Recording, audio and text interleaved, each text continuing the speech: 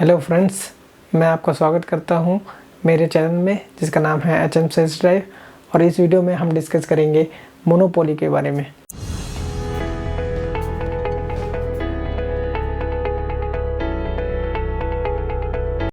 तो आगे बढ़ते हैं, और आगे बढ़ने से पहले मैं आपको बताना चाहता हूं कि मेरे चैनल को लाइक कीजिए, सब्सक्राइब कीजिए और शेयर कर दीजिए अपने दोस्तों के साथ। इस वीडियो में मैं आपसे डिस्कस करूंगा मोनोपोली के बारे में।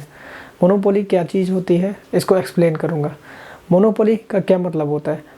मोनोपोली जैसे नाम से ही समझ सकते हैं, मोनो मीन्स सिंगल, पोली मीन्स सेलर, तो single seller, that is called monopoly. Means monopoly में एक सेलर होता है और बहुत सारे बायर्स होते हैं।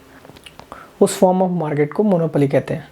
फॉर एन एग्जांपल हम ले सकते हैं कि हमारी इंडियन रेलवेज़ एक मोनोपोली मार्केट का फॉर्म है, बिकॉज इसमें जो रेलवे सर्विसेज है वो सिर्फ इंडियन गवर्नमेंट की रेलवे जो होती है एक ही सेलर होता है, वही सर्विस प्रोवाइड कर सकती है। And there is no competition, no other service provider who will provide this service. तो उस फॉर्म ऑफ मार्केट को मोनोपोली कहते हैं। ठीक है फ्रेंड्स, मोनोपोली को हम इस तरीके से समझ सकते हैं कि किसी एक कमोडिटी के प्रोडक्ट में अगर एक ही सेलर होता है, so many buyers are there, बहुत सारे बायर्स होते हैं, तो उस केस में मोनोपोली जनरेट हो जाती है। उस मार्केट के फॉर्म को मोनोपोली कहते हैं। अब मोनोपोली के फीचर्स क्या क्या होते हैं? मोनोपोली के फीचर्स में आता है कि पहला फीचर ये है कि मोनोपोली में एक सिंगल सेलर होना ज़रूरी होता है। अब सिंगल सेलर होना ज़रूरी होता है, जैसे एक एग्जांपल ले लेते हैं कि अगर कोई इलेक्ट्रिसिटी बोर्ड है, ठीक है, किसी एरिया में अगर वो सिर्फ एक ही सेलर है जो इलेक्ट्रिसिटी प्रोवाइड करा रहा है ना, तो वो उसकी मोनोपोली होगी। वो मार्केट में वो मोनोपोली कर रहा है, डैट मीन्स सिर्फ वही एक सेलर है जो इलेक्ट्रिसिटी प्रोवाइड करा रहा है ना, तो वो है मोनोपोली। तो ये एक ज़रूरी फीचर्स होता है मोनोपोली मार्केट का। दूसरा ज़रूरी फीचर क्या होता है? दूसरा ज़रूरी फीचर ये होता है कि उस प्रोडक्ट का कोई सब्स्टिट्यूट नहीं है। जैसे मान लीजिए सेलर है किसी मार्केट में किसी एक कमोडिटी का, और वो एक यूनिक प्रोडक्ट बनाता है, कोई एक प्रोडक्ट बनाता है, तो उस प्रोडक्ट का अगर कोई सब्स्टिट्यूट नहीं होगा, है ना, तो उस केस में सारे बायर्स को सिर्फ उसी सेलर का प्रोडक्ट खरीदना पड़ेगा। डैट मीन्स फिर से मोनोपोली जनरेट हो जाएगी। उस प्रोडक्ट की कोई भी क्लोज सब्स्टिट्यूट मार्केट में अवेलेबल नहीं है। अगर मान लीजिए कोई एक फर्म है, ठीक है, वो फर्म ए प्रोडक्ट को मार्केट में सेल करता है, ठीक है, बट वो ए प्रोडक्ट का कोई भी एक क्लोज सब्स्टिट्यूट मार्केट में अवेलेबल नहीं है। दैट मीन्स क्या है कि सिर्फ वही एक सेलर है जो वो प्रोडक्ट बनाता है और बेचता है। तो उस केस में उस प्रोडक्ट के लिए उस सेलर की मोनोपोली क्रिएट हो जाएगी। That situation is also known as monopoly. ठीक है, तो तीसरी नेसेसरी कंडीशन जो होती है मोनोपोली मार्केट के एग्जिस्टेंस के लिए, वो है स्ट्रॉन्ग बैरियर्स। अब स्ट्रॉन्ग बैरियर्स से क्या मतलब है? स्ट्रॉन्ग बैरियर्स का मतलब होता है कि किसी भी मार्केट में अगर एक सेलर है और उस सेलर का कोई भी कॉम्पिटिटर्स नहीं है, या फिर उस मार्केट में कोई भी और दूसरे सेलर की एंट्री रिस्ट्रिक्टेड है, तो वो भी एक मोनोपोली मार्केट को एग्जिस्ट करता है। तो इसका मतलब ये है कि अगर किसी भी और दूसरे सेलर की एंट्री अगर प्रोहिबिटेड है उस मार्केट में, है ना, तो रिस्ट्रिक्टेड है, तो वो ही सेलर होगा, एक ही सेलर होगा जो उस प्रोडक्ट को मार्केट में बेच पाएगा। इसका मतलब क्या है? फिर से मोनोपोली जनरेट होगी। सो अभी तक हमने जाना कि देयर आर 3 नेसेसरी कंडीशंस।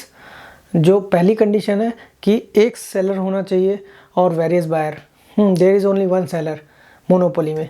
दूसरा क्या होता है कि there is no close substitute, कोई भी मिलता जुलता प्रोडक्ट मार्केट में अवेलेबल नहीं है, सिर्फ वही एक बायर है जो वो प्रोडक्ट बेच रहा है ना, तो वो मोनोपोली को एग्जिस्ट करता है।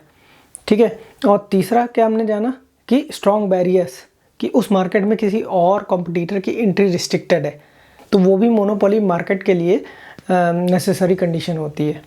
तो फ्रेंड्स, आगे हम लोग जानते हैं कि क्या ये मोनोपोली मार्केट कंडीशन अच्छी है या ख़राब है, मोनोपोली बिजनेस में क्या इफ़ेक्ट डालती है। मोनोपोली बिजनेस की एक इम्प्रॉपर कंडीशन होती है, ठीक है।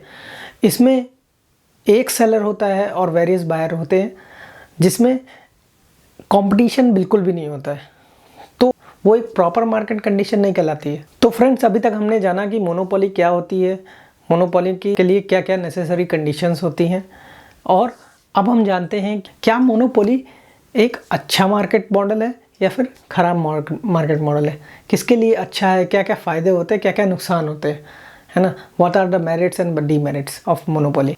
ओके, हाँ, तो मेरिट्स अगर देखते हैं तो सेलर पॉइंट ऑफ व्यू से देयर आर मेरिट्स कि सेलर अपने प्रोडक्ट का प्राइस अपने मन से लगा सकता है, अपने मन से उसका प्राइस मैनिपुलेट कर सकता है, घटा सकता है, बढ़ा सकता है।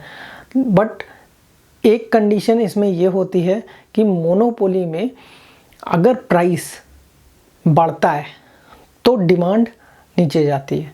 That means the demand curve is downward. Okay, सिर्फ मार्केट में वही एक सेलर है जो उस प्रोडक्ट को मार्केट में बेच रहा है, तो दैट मीन्स वो सेलर उस प्रोडक्ट के प्राइस को मैनिपुलेट करेगा। दैट मीन्स वो घटाएगा, बढ़ाएगा, वो उसकी मर्जी है। ये एक इसका डीमेरिट है। बट ये कंज्यूमर के लिए डीमेरिट है। कंज्यूमर के लिए क्या डीमेरिट है कि कंज्यूमर को वो प्रोडक्ट के लिए कोई और चॉइसेस अवेलेबल नहीं है। कंज्यूमर मार्केट में सिर्फ वही प्रोडक्ट उसी सेलर से ही खरीद सकता है, वो चाहे उसको ज़्यादा दाम पे बेचे या कम दाम पे बेचे। तो ये भी एक ड्रॉबैक है मोनोपोली का। तो ये मोनोपोली मार्केट कंडीशन जो होती है, this is very improper market condition. Monopoly market condition में प्राइस डिस्क्रिमिनेशन बहुत होता है, ठीक है। प्राइस डिस्क्रिमिनेशन मतलब क्या होता है कि अलग अलग बायर से अलग अलग प्राइस चार्ज करना। मोनोपोली डिस्क्रिमिनेशन भी सेम ही है। अगर कोई मोनोपोलिस्ट उसे कहते हैं कि वो एक सेलर जो मोनोपोली मार्केट में है। डैट मीन्स वही एक सेलर है, उसका एक प्रोडक्ट है और वो मार्केट में वो प्रोडक्ट सेल कर रहा है, देयर इज़ नो कॉम्पिटिटर, ठीक है, उसको मोनोपोलिस्ट कहते हैं। तो अगर कोई मोनोपोलिस्ट डिफरेंट बायर से डिफरेंट प्राइस चार्ज करता है तो उसे प्राइस डिस्क्रिमिनेशन कहते हैं। अब प्राइस डिस्क्रिमिनेशन कई टाइप के होते हैं, जैसे depending upon place, depending upon person, depending upon use. तो इसका एक एग्जांपल मैं लेता हूँ, डिपेंडिंग अपॉन पर्सन।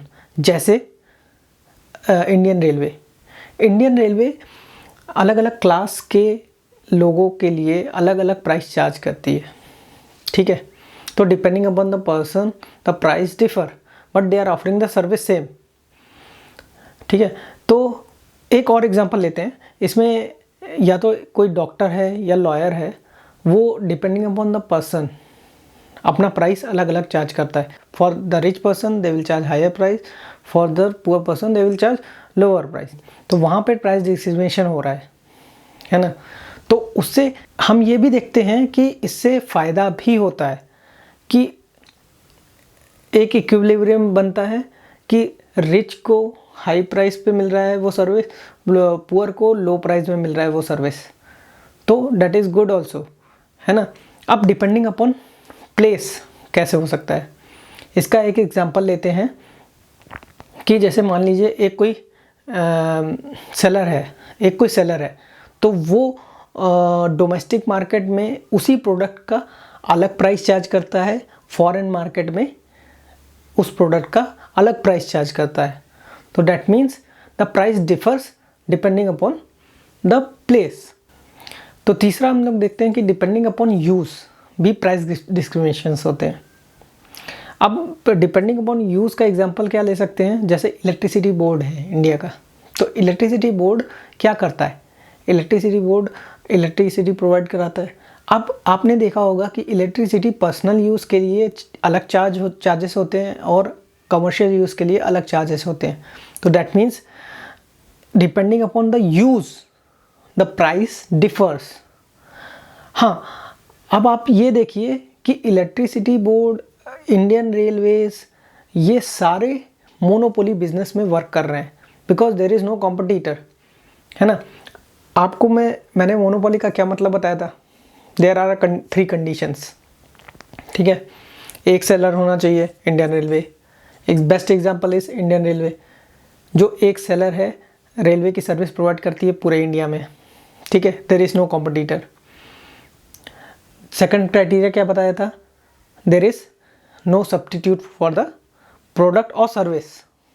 तो ये जो रेलवे की सर्विस है वो इंडियन रेलवे के अलावा किसी और ऑर्गेनाइजेशन के पास नहीं है।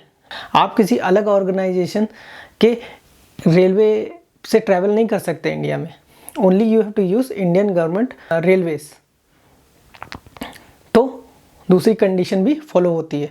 तीसरी कंडीशन क्या होती है, that there is a entry restriction, है ना।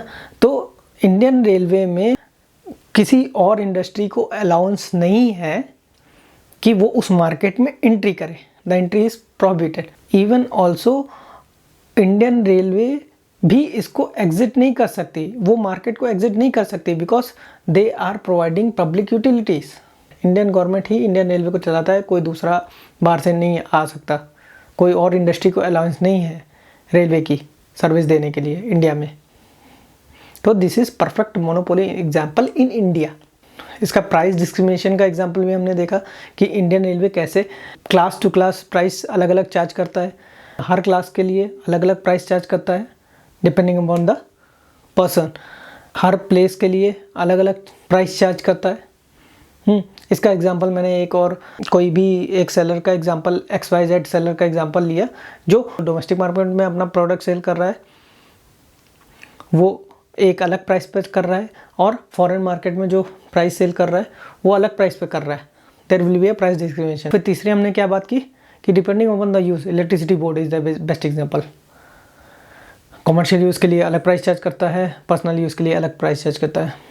सो फ्रेंड्स, हमने मोनोपोली को अच्छी तरीके से इस वीडियो में जाना।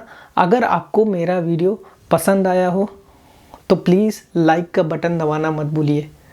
इस वीडियो को शेयर कर दीजिए अपने दोस्तों के साथ, और सब्सक्राइब का बटन ज़रूर दबाएं, और उसके साथ लगी बेल आइकन को प्रेस करना ना भूलें। तो मिलते हैं अगले किसी और वीडियो में, तब तक के लिए goodbye. Thank you for watching and keep watching.